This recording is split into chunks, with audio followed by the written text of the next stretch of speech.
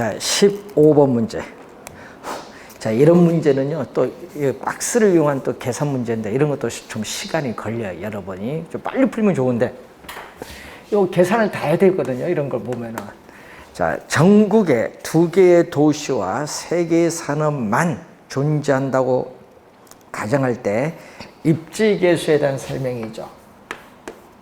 자, 입지 계수 LQ는 우선 요 수식을 알아야 우선 계산을 할 수 있다는 내용이죠. 그래서 전국, 자, 분모는 전국이죠.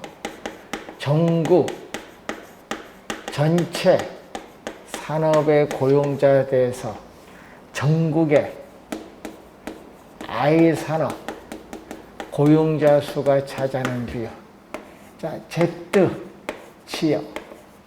자, 분자는 지역이죠. Z 지역 전체 산업의 고용자 수에 대해서 Z 지역 I 산업 고용자 수가 차지하는 것을 얘기합니다. 자, 이 문제 풀 때는요, 여기 전국 전체 산업, 요걸 찾고, 전국 I 산업, Z지역 전체 산업, Z지역 I 산업, 요 2개가 만나는 숫자가 들어오시면 돼요. 자, 그러면 지금 A도시, B도시에서 뭐가 나오죠? 제조업. 자, 제조업이 나오고, 그리고 금융업이 나오고, 부동산 업이 나오죠. LQ를 우리가 계산을 해야 됩니다. 자, 여기는 뭐죠? A 도시. 여기는 뭐죠? B 도시.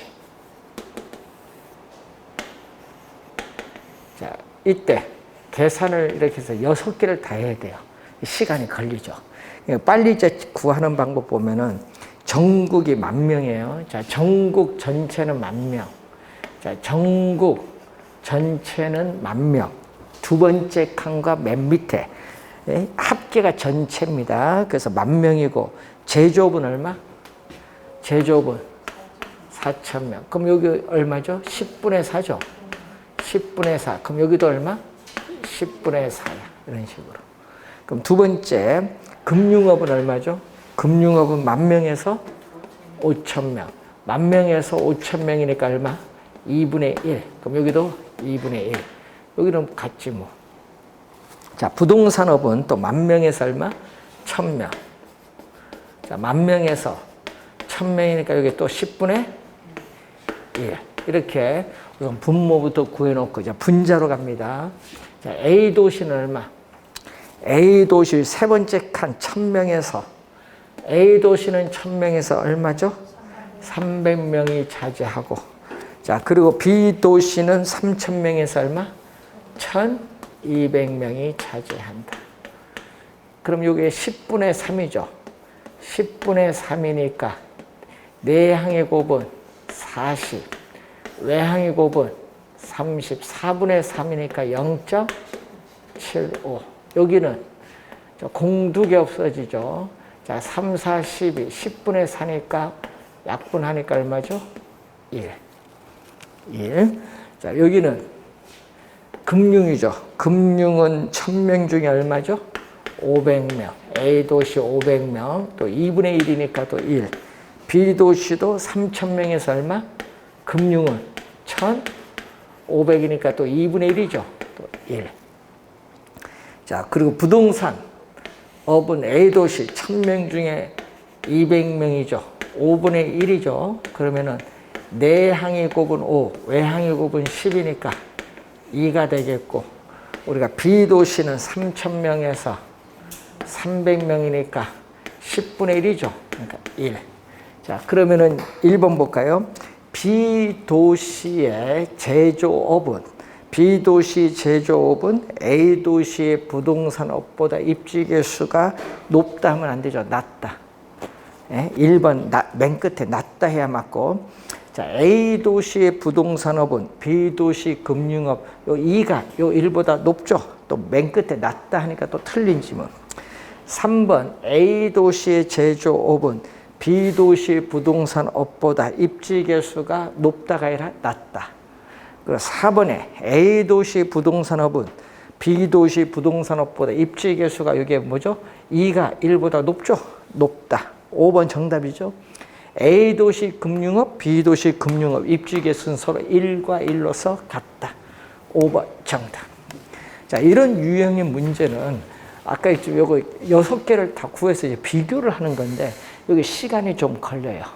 여러분들은 계산할 때 보면 시간이 좀 걸리는 문제입니다. 이런 유형은. 이런 것은 그래서 좀 맨 마지막에 이제 풀어가는 거죠. 계산 문제 보시면. 자, 16번 문제로 갑니다. 자, 지대 이론 및 도시 공간 구조 이론. 최근의 시험은요, 이 지대 이론, 도시 공간 구조, 입지 이론 요 세 개를 묶어서도 또 많이 출제합니다. 자, 1번 보시면은 알프레드 마샬은 일시적 미추, 영구적이 아닙니다. 일시적이라는 걸 염두에 두시고 일시적으로 토지와 유사한 성격을 가지는 생산 요소, 예를 들면은 기계, 기구 등에 귀속되는 소득을 뭐라고 보죠? 준지대다. 자, 알프레드 마샬은 고전학파의 지대의 개념을 확대했다. 자, 고전학파의 지대의 개념을 확대한 뭐죠? 준지대다. 파레토 지대가 아니라 준지대의 개념. 준지대는 단기에 성립합니다. 장기에는 성립하지 않고 단기적으로 성립하는 개념. 1번 정답이 되겠죠. 자, 알론소의 입찰지대 곡선은 도심으로부터 교외로 이동하면서 거리에 따라 가장 높은 에미죠. 올해도 중요합니다. 작년에도 출제했지만 올해도 중요해요. 가장 높은 지대를 지불할 수 있는 산업들의 지대 곡선을 연결한 곡선을 말하죠. 자, 예를 들어서 자, 도심으로부터 거리가 멀어지죠. 자, A 산업의 지대 지불 곡선, B 산업의 지대 지불 곡선, C 산업의 지대 지불 곡선이 주어지면은 가장 높은 도심으로부터 교외로 거리가 멀어짐에 따라 가장 높은 산업, 가장 높은 이 산업들의 지대 곡선을 이렇게 연결한 이 곡선을 우리 뭐라고 하죠? 입찰 지대 곡선. 입찰 지대 곡선의 개념. 우 하향하다.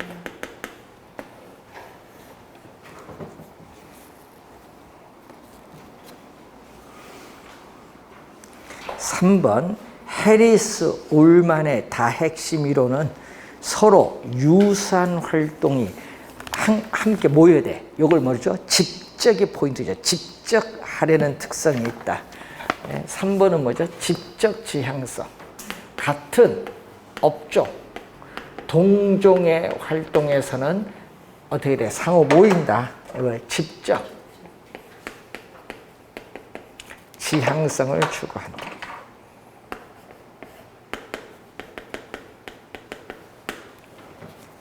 자, 1945년에 나타난 해리스 울만의 다핵심 이론이죠. 다핵심 이론.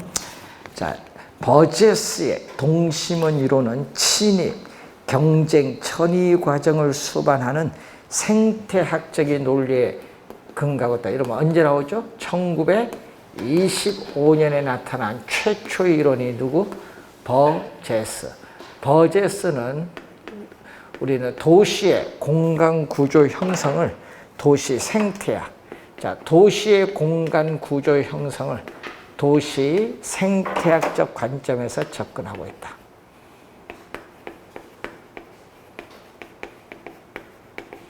이때 도시 생태학 용어가 바로 뭐죠? 아까 얘기했듯이 우리 친입, 어떤 지역에 새로 개입을 하는 친입, 그리고 경제, 다른 지역으로 변하는 처리 등의 과정으로 설명한다. 자, 5번 호이트의 선형 이론은 도시 공간의 성장 및 분화가 주요 교통 노선을 따라 확대되면서 나타난다.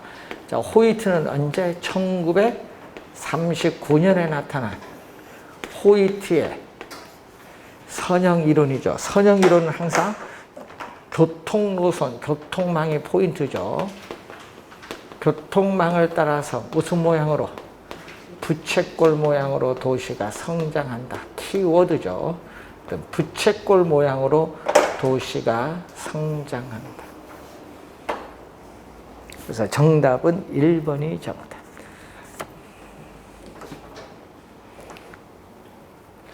17번 문제로 갑니다. 자, 부동산 정책의 필요성에 관한 설명으로 틀린 것은 토지는 공공재가 아니죠. 자, 토지는 여러분들이 자유롭게 거래가 이루어지는 뭐다? 사적 재화예요. 사적 재화. 공공재가 아니라 사적 재화. 1번 틀린 지문. 공공재가 아니라는 거, 토지는. 자, 정부는 종종 시장 안정을 위해 개입을 하기도 하고 경제 성장을 위해서 개입을 하기도 하죠. 2번은 정부의 시장 개입의 근거죠. 자, 여러분 시험 문제에 정부가 왜 시장에 개입을 하느냐? 시험에 많이 나오죠. 시장 개입의 이유, 근거, 시장 개입의 이유, 근거를 또 출제를 많이 합니다. 3번 부동산 시장에서 시장의 힘에 의한 자원 배분은 왜곡될 가능성이 높기 때문에 비시장의 힘, 비시장은 정부입니다. 비시장의 힘, 다른 말로 정부의 힘이 필요하다. 자, 정부의 시장 개입의 정당성은 효율성과 형평성의 논리로 파악되지만 정부의 실패가 발생한다. 여러분, 이 정부의 시장 개입이 오히려 시장 상황을 더 악화시킬 수 있어요. 이걸 정부의 실패라고 한다. 자, 여러분 우리나라 예를 들면 이런 게 있죠. 정부가 주택 가격과 전세 가격을 안정시키기 위해서 임대차 3법 우리 많이 나오죠. 이걸 통과시켰더니 오히려 전세 가격과 주택 가격이 더 폭등했다. 이게 정부의 실패예요. 예? 정부가 아무런 대책이 없이 요거 뭐 우리가 보통 정책을 하려면요. 상당히 요거 뭐를 해야 됩니까? 우리가 요거 시뮬레이션을 돌려봐야 되는데 요거 없이 시뮬레이션 없이 단 어떻게 그냥 법을 통과시켜 버리니까 부작용이 심각한 거예요. 그래서 정부의 실패라는 용어 꼭 기억을 해둬야 돼요. 원래 나올 수도 있거든요. 그래서 토지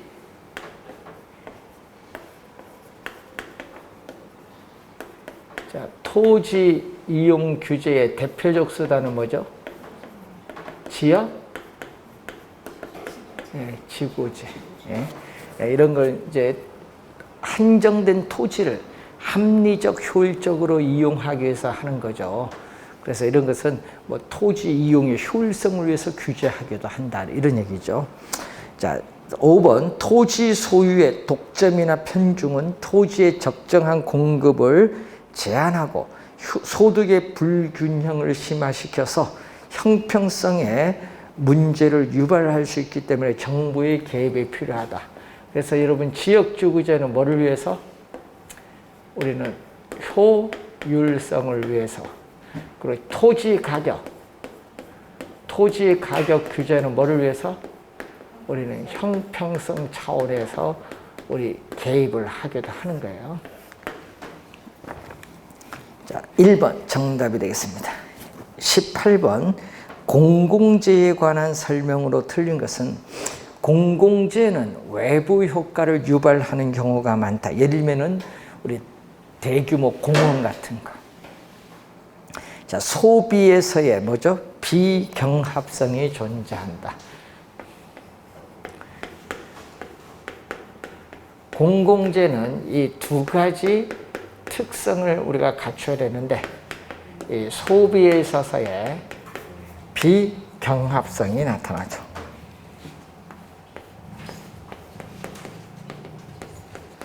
비경합성은 공동 소비를 한다.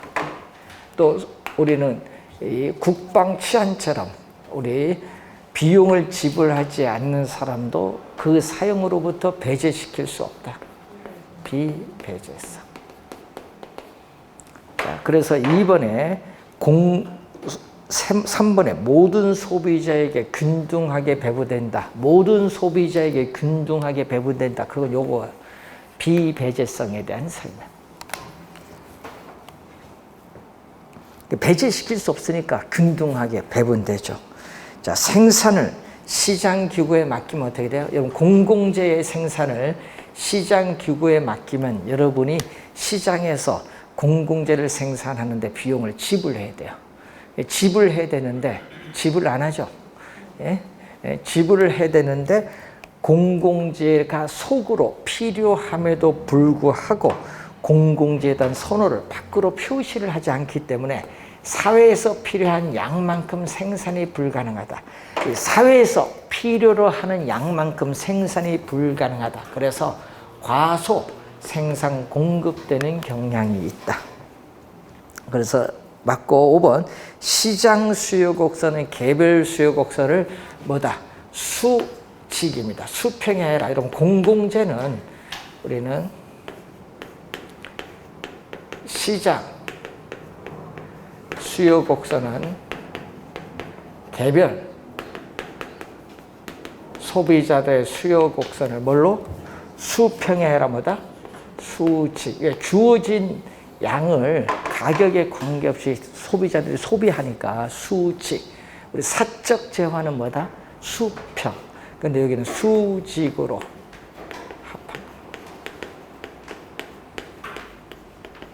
수직이다. 수직. 5번 정답.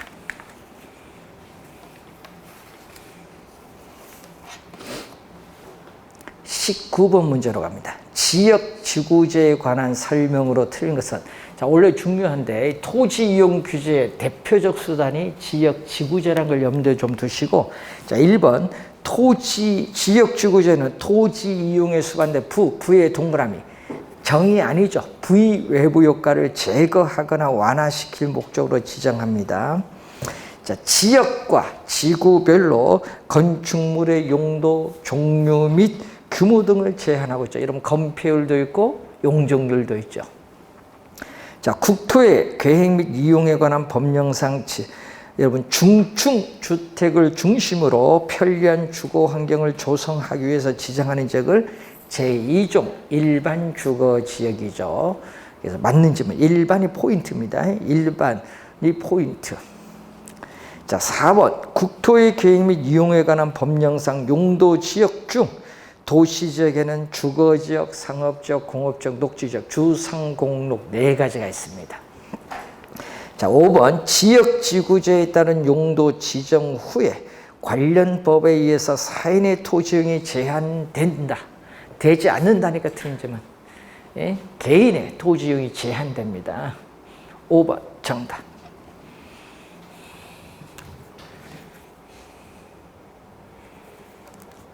자, 그래서 이 지역지구제는 좀 공부를 좀 잘 해두셔야 되는데 원래 출제 가능성이 좀 높습니다. 자, 20번. 자, 여러분, 요게 여러분이 이런 유형의 문제도 출제 가능성이 올해 좀 높은데, 자, 부동산 관련 제도 및 토지 이용 규제와 관련된 법률적 근거가 되는 법령을 서로 연결한 것으로 틀린 것. 자, 투기 과열지구를 지정하는 것은 뭐죠? 주택법. 소득세법에 아니라 주택법. 주택법에서 뭐죠? 분양권 전매 제한 조치를 취할 수 있습니다. 2년 전에 출제 또 했어요. 자, 부동산 거래 신고 등에 관한 법률엔 토지거래 허가제, 또 개발이익 환수에 관한 법률에 의한 개발 부담금 제도, 또 주택법에 의한 분양가 상한제 적용 지역을 지정한다든지, 자, 재건축 초과이익 환수에 관한 법률에 의한 재건축 부담금 제도, 이제 이런 법 연결하는 걸 출제를 또 할 수 있다는 거. 자, 1번 정답이 되겠습니다. 자, 21번 주택의 여가 과정에 관한 설명으로 틀린 것은, 자, 여가 과정은 주택에 있어서의 순환 형상이죠.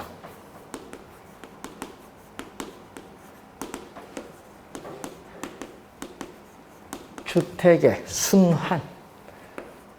순환은 이사를 왔다 갔다 하는 거죠.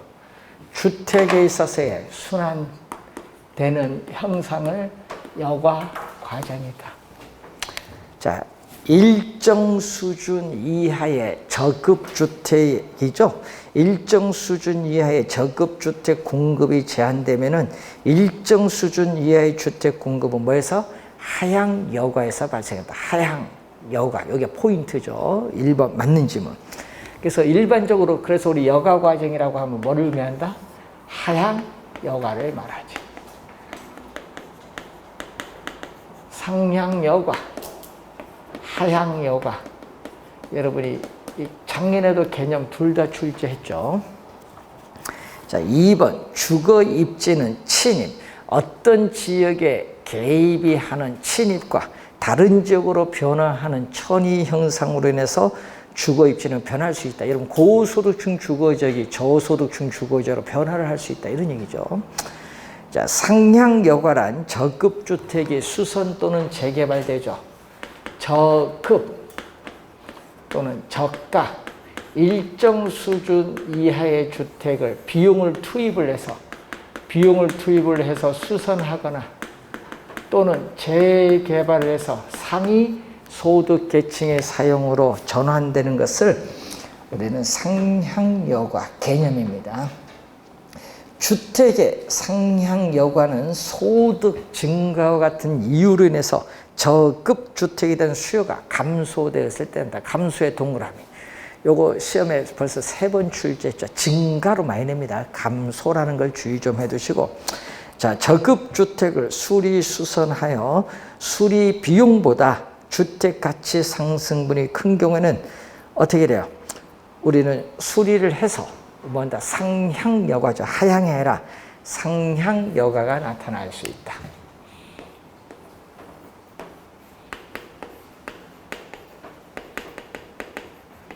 자, 저급 주택 지역에서 수리 수선비보다 수선 후에 가치 상승분이 크면 우린 비용을 투입을 해서 수리 수선을 해서 뭐가 나타나죠? 저급주택을 수리 수선하는 거 뭐? 상향이죠. 하향. 5번에 하향 여가가 아니라 이 상향 여가 과정을 통해서 이 저급주택을 고급 주택 지역으로 변화할 수 있다. 상향입니다. 하향이 아니라 5번 정답. 22번 문제로 갑니다. 정부의 주택 임대 정책에 관한 설명으로 틀린 것은 단 규제 임대료가 시장 임대료보다 낮다고 가정합니다. 자, 주거급여법상 주거급여는 생활이 어려운 사람에게 주거 안정에 필요한 임차료, 수선 유지비, 수급품 등을 지급하는 것을 말하죠. 작년에도 출제했죠. 주거급여는 소비자, 생산자, 소비자 보조. 네, 주거급여는 소비자 보조입니다. 작년에도 출제했습니다. 자, 임대료가 규제 이전의 균형 수준보다 낮아져서 단기에 비해 장기로 갈수록 초과 수요가 더 커질 수 있다. 맞는 지문이죠. 자, 여러분 2번에 보시면은 단기는 공급이 고정됐거든요. 그런데 수요도 이동이 어려우니까 이렇게 주는데 이게 교차하는 점이 바로 뭐죠? 균형. 규제를 하면요. 균형보다 낮아질 거 아니에요. 장기는 수요가 좀 우리가 완만한 형태고 공급도 우상향이 되죠. 자, 그러면은 규제를 하게 되면은 자, 이렇게 규제를 하게 되면은 초과 수요가 요거죠. 요게 초과 수요는 단기, 장기는 요거. 그래서 단기보다 장기로 갈수록 수요량이 공급량보다 많아지는 초과 수요가 단기보다 장기로 갈수록 더 커집니다. 그래서 2번 맞고 임대료 규제 정책은 장기적으로 어떻게 돼요? 장기적으로 공급은 이 정도밖에 안 되는데 초과 수요자들의 경쟁에 의해서 어디까지 수요 곡선과 만나는 점까지 기꺼이 지불할 용의가 있다. 암시장에서 형성되는 가장 높은 임대료, 규제 임대료, 암시장 임대료. 그래서 장기에서는 임대료에 대한 이중 가격이 형성된다. 장기에는 임대료에 대한 이중 가격이 형성될 수 있다. 요게 3번. 4번. 공공임대주택은 한국토지주택공사가 자 밑줄 그럴까요? 외부 재원의 지원 없이 자체 자금으로 건설 밑줄 여기 틀렸네요. 여러분 공공임대주택은요 한국토지주택공사가 국가 지방자치단체의 재정이나 주택도시기금법에 따르는 주택도시기금의 자금을 지원받습니다. 그러니까 틀린 지문이죠. 자, 임대료 보조를 받은 저소득층의 주택 소비가 증가하는 것은 임대료 보조를 받아서 실질 소득이 높아져서 소비가 늘어나는 소득 효과, 또 임대료 보조 받으면 다른 상품의 가격이 상대적으로 비싸서 임대주택 소비가 늘어나는 대체 효과, 소득 효과, 대체 효과 둘로 인해서 임대주택 소비가 늘어납니다. 자, 4번 정답이 되겠죠. 자, 23번. 자, 부동산 보유 과세와 관련된 내용으로 틀린 것은 종합부동산세는 인별과세이고 누진세율을 채택하고 있습니다. 누진세입니다. 자, 그리고 재산세는 과세관청이 세액을 산정하여 납세 의무자에게 교부하여 징수하는 세금이 재산세 맞습니다. 재산세와 종합부동산세의 과세 대상일은 동일하다니까 틀린 지문이죠. 3번 정답. 과세 대상은 우리 재산세는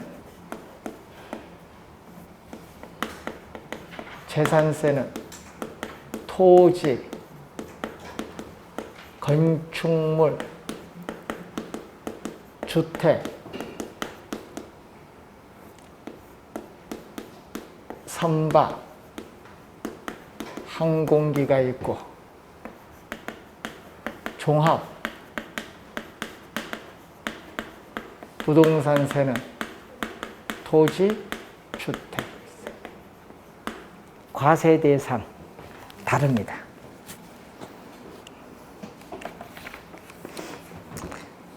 4번 종합부동산세는 조세 부담의 형평성을 제고하고 가격 안정을 도모하기 위해서 도입이 되었다.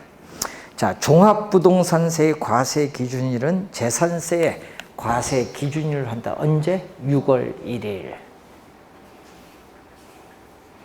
3번 정답. 자, 24번. 우리나라에서 현재 시행하지 않는 밑줄. 여러분 시험 문제 지금 3년 연속 출제하고 있잖아요. 이런 정책 보는데 종합토지세는 없어요. 종합부동산세는 있는데 종합토지세는 없어요. 토지 초과 이득세와 택지 소유 상한제는 뭐죠? 오현 판결로 뭐 한다? 폐지. 자, 토지 초과 이득세법에 따르는 토지 초과 이득세, 택지 소유 상환에 관한 법률, 택지 소유 상환에 관한 법률에 의한 택지 소유 상한제, 요 두 가지는 오현 판결로 폐지. 오현 판결로 폐지되기 때문에 현재 시행 중이 아니다. 오현 판결로 폐지. 자, 1번 정답.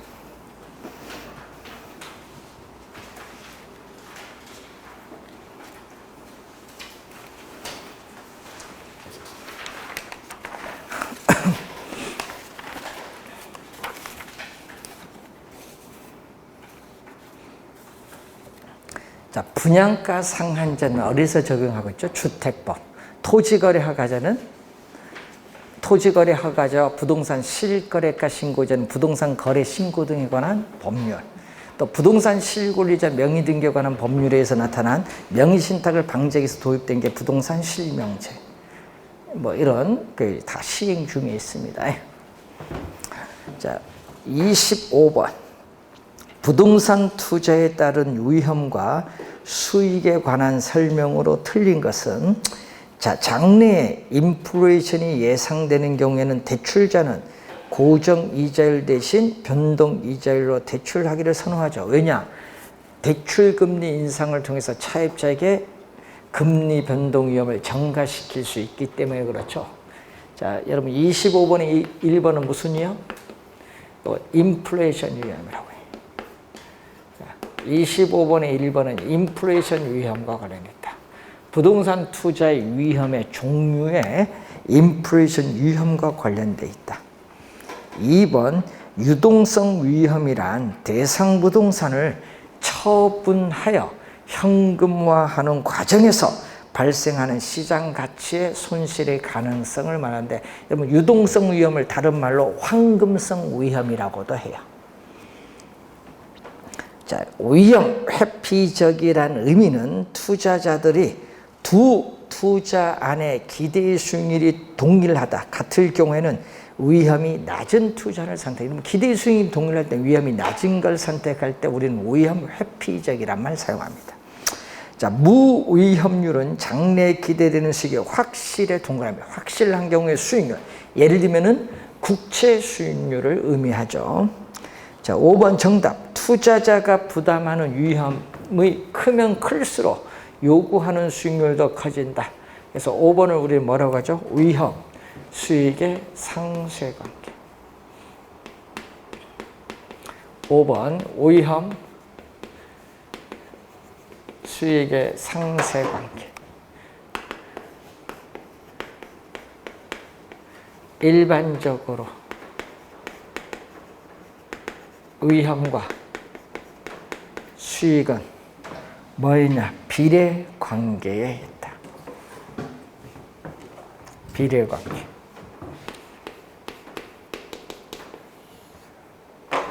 이 말은 뭐죠? 투자자가 시장에서 부담하는 위험이 높으면 높을수록 투자자가 요구하는 이 수익률도 높아진다. 화살표가 같은 방향으로 변동할 때 우리는 비례관계. 그래서 5번 정답. 투자자가 부담하는 위험이 높으면 높을수록 투자자가 요구하는 수익률도 점점 높아진다.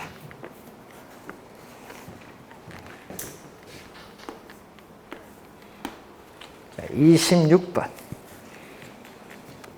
자, 상가 경제 상황별 예측된 확률이 다음과 같을 때 상가 기대 수익률이 8%라고 한다. 낙관적인 경제 상황인 경우 관련에 들어갈 예상 수익률은 얼마냐? 자, 상가.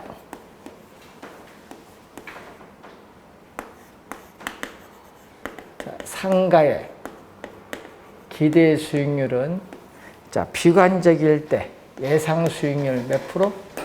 4%. 정상적일 때 8%. 낙관적일 때 모르겠다. X 퍼센티지. 가중치가 들어가야겠죠. 가중치가 얼마?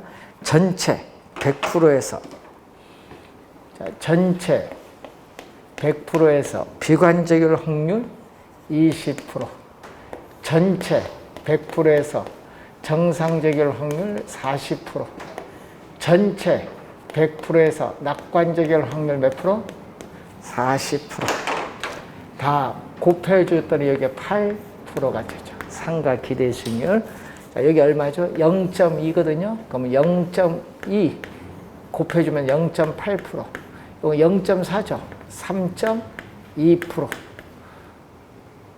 더하기 X 퍼센티지 곱하기 0.4는 8%가 되죠.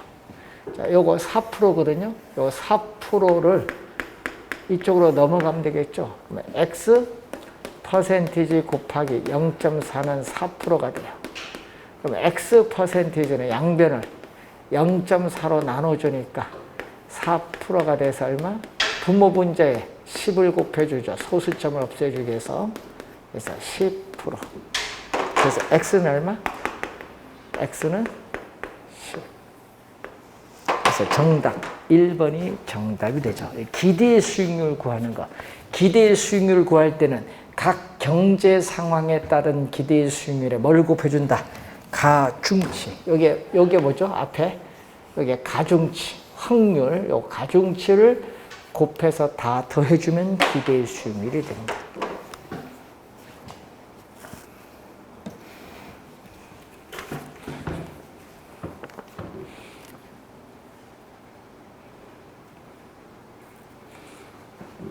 자, 27번 회계 27번 5년 후, 5년 후는 미래 가치입니다. 5년 후 주택 자금 1억 원을 해서 매년 적립을 해야 될 금액이 얼마냐? 매년 적립금 적금액 얼마냐? 5년 후 얼마 만들기 위해서? 5년 후 주택 구입 자금 1억 원을 만들기 위해서 정기적금에 가입을 했을 때 매년 불입을 해야 될 적립금 얼마냐? 여기에다가 뭘 곱해주죠? 감채 기금 개수 곱해주죠. 자, 10% 몇 년? 5년. 그래서 정답은 3번인데 여러분 시험 문제 이렇게 최근에는 이렇게 내면 너무 쉽게 내잖아요. 그래서 요즘은 또 요 감채기금 개수를 또 이렇게 또 다른 수식으로 또 이렇게 출제를 해버려요.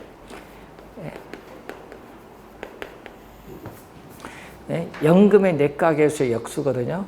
1 플러스 0.1, 10%는 0.1, 5년이니까 5석, 마이너스 1분의 0.1.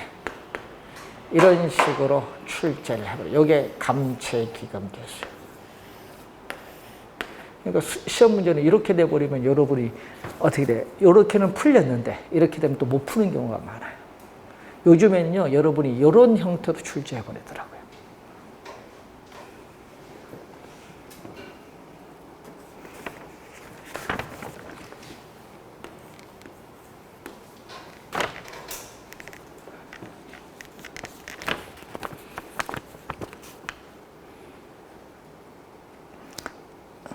자, 28번.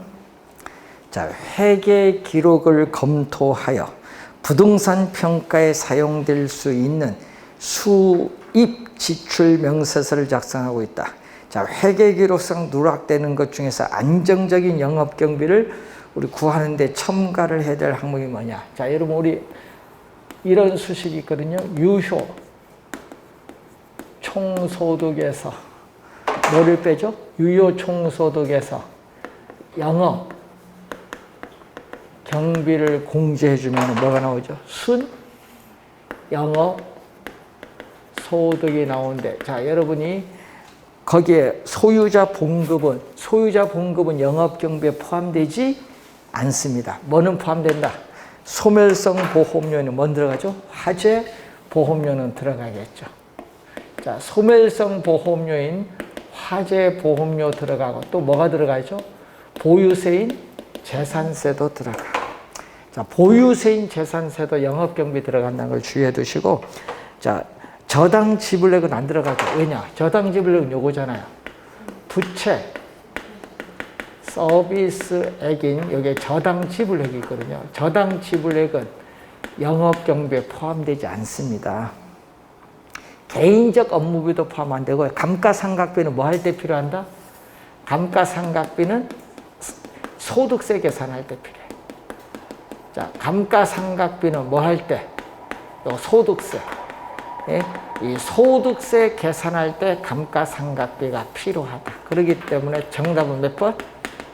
2번 지문 정답.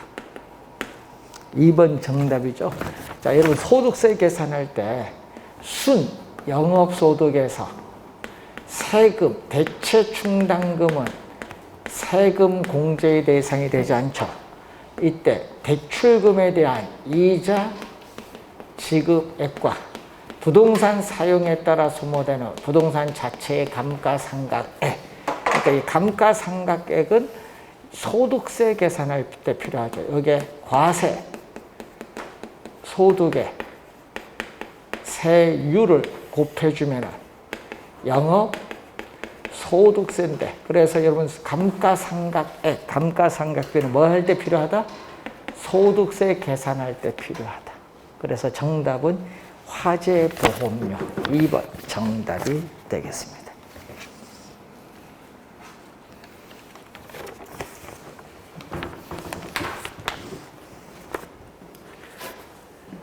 자, 29번 겁니다. 자, 부동산 투자 의사 결정 방법에 관한 설명으로 트니까, 자, 올해 시험에 이런 유형으로 원래 또 개념 특징 출제 예상이 돼요. 29번 문제는 상당히 중요한데, 회계적 이익률법에서는 정통적이죠.